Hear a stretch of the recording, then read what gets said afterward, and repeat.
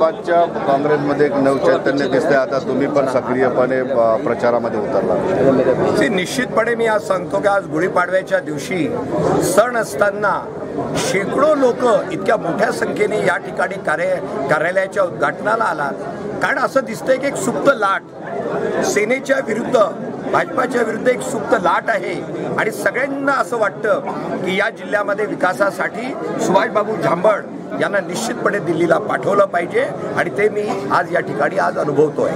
बाबूजी, तुमच्या समोर आता एक मोठं आव्हान आहे, कारण तुम्हीच एक ज्येष्ठ हे आहात आणि सगळ्यांचे संबंध चांगले आहेत. तर तुम्ही जे काही नाराज आहेत त्यांच्याशी संपर्क साधणार आहात, त्यांची नाराजी दूर करण्याचा प्रयत्न करणार, कारण तेही अनेक वर्ष तुमच्यासोबत काँग्रेसमध्ये राहतात. मी तुम्हाला एक सांगतो की ज्यांनी नाराज होण्याचं ढोंग केलं असेल त्याला तर आम्ही काही करू शकत नाही, पण जे खरंच जर त्यांना काही वाटत असेल तर निश्चितपणे काँग्रेसचा एक नेता म्हणून निश्चितपणे मी त्यांच्याकडे जाईल.